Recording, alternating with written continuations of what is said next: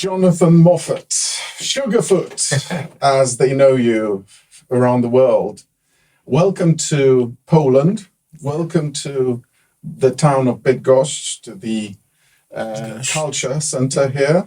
Yes. And also welcome to Beat It TV, the drummer's website. Yes. Thank you for taking time to talk to us. And we are catching up with you at the Drums Fusion Festival, where you're going to be performing. And now the question is, what type of material are you going to do tonight? Well, first of all, thank you for having me and inviting me to be a part of such a festival like this. You know, it's my first time doing a festival overseas, of any type of film festival, and I really appreciate and I'm honored to be included in this one. And of course, I am, so to speak, the ambassador of Michael Jackson and his not official team of his estate, but unofficial team of his estate, because the estate gives me permission to use his music, and they know that I love Michael. Michael loved me. I was like family with him. Had been with him the night before he passed away at the rehearsals, and that served as a 30-year anniversary of us working together since I first joined him. So since then, I've been breathing life into him, keeping him alive through his music, which I love playing yet and still. And I miss him being in front of me to inspire me. But also when I hear his voice, he's alive. I hear his music, he's immortal. So it's a celebration of his legacy, I suppose. Yes, it is. And in a way, a celebration of your legacy as far as the music is concerned. Very right? true, very true. My first professional work was with Michael and his brothers in 1979. Yeah. How did you come to know the family? I had just driven out from New Orleans, Louisiana, it's 1979 in January, on a chance, because I had this little calling. Sometimes you got to listen to the voices. There's two voices that speak to you. One positive say, yes, do this, you got to do it. Then the other voice comes behind it and say, man, you better not do that, boy. You're going to be stuck in California. You know, I had nothing to do. You know, what you going to do? So I went back and forth for like 6 months. Jermaine Jackson had heard me on a tape of a band from New Orleans I had. And he said, who's that drummer? He told the lead singer who was in our band. He moved out to California. So he asked him who I was, and he said, I wanted you to get him out to California. So I wound up coming out here on Jermaine Jackson's ask for me to be there. And taking a chance, nothing guaranteed. So I drove out in January, mid-January, and I was out here trying to reach Jermaine, which I did. But he was busy in his schedule, and he blew me off a couple of times, meeting with me and ready to go. And I was disappointed and frustrated, but that's how God works things out. And after that, 2 weeks later, no, not 2 weeks, maybe about a month later, I'm driving around and pick up another friend from the airport. And we had a mutual friend named James McField. Now, James McField was the Jacksons' music director. And James McField was from New Orleans, where I am from, and lived in the same neighborhood I lived in back in the day, playing in bands. His band was Soul Incorporated. My band was Stop Incorporated. So he moved to California in 75 and got with the Jacksons.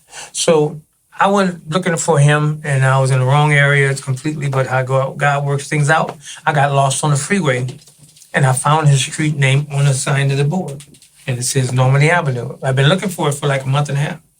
And so I got off the freeway, and I didn't know which way to turn. And my friend says, turn right, as good as way as any. I said, okay, so I turn right. I go about 100 feet up to the light, traffic light, we laughing, talking. And all of a sudden, my friend says, wait a minute, Sugarfoot. There's James on the payphone right there. We didn't know what house he lived in. It was about 30-mile run-up houses. So when I needed to see him, find out where he lived, he was on that payphone. He happened to live in the middle of that block. So he said, watch this, James McField. And the guy turned around and it was him. So he said, meet me at my house. Went to his house. He said, we just got back from Trinidad, the Jacksons. So telling all these great stories, playing on the beach, and we getting all built up. Oh man, I want to be part of that kind of scene. And so I said, wait a minute, James, if the Jacksons ever need a drummer, please tell them about me. Let them know I'm out here now. Because he said, I've been telling about you for years. You never came out. I said, so let him know that I'm out here now. And he started jumping up and said, oh my God, no, you won't believe this. And I said, what? How things work out. He said, they fired the drummer and they auditioned the drummers right now. Now, if I'd have passed that payphone 10 minutes before, he wouldn't have been on that payphone. If I'd have passed that payphone after he got off the phone and went back home, I would have missed him. How things work out. So he told them that I was in town, the guy he's been talking about, and I wanted a chance. I said, all I want is a chance. And he told them that night, at the last day of audition, that was that day, a guy was coming in. He said, my friend is in town, he wants a chance. So they extended it a day and gave me that chance, and I wound up being their drummer instead of 2 weeks of other drummers. And that's how I got with the Jacksons.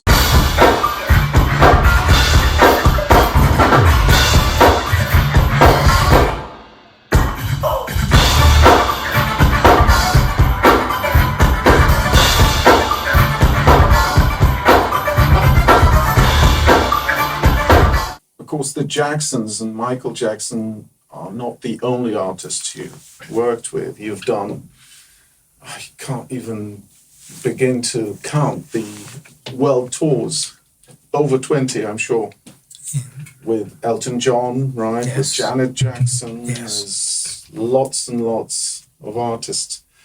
Are there any shows or tours that really stick out in your memory? There's several, and it's hard to pick one particular one. I'd say when I was with the Jacksons on the Victory Tour, playing Dodger Stadium 6 nights in a row, and it sold out. It was pretty amazing. Playing a couple artists, Elton John playing Madison Square Garden, the Jacksons playing Madison Square Gardens, you know. Michael, of course, anywhere in the world. Yeah, we did 2001 30th anniversary special was very special because you had all these mega artists paying tribute to him, and then we did our segment, and which was pretty special. And what happened makes that special, that was the beauty before the beast hit, because that was the night before the planes hit the buildings, 9/11. We filmed on the 10th, the 7th and the 10th. And so we had a wonderful time that night, not knowing what was in store for us the next morning. So, but that night, we celebrated Michael's life and his career. It was an incredible time with all those major megastars saying, telling them they loved him and singing his songs. Wonderful time.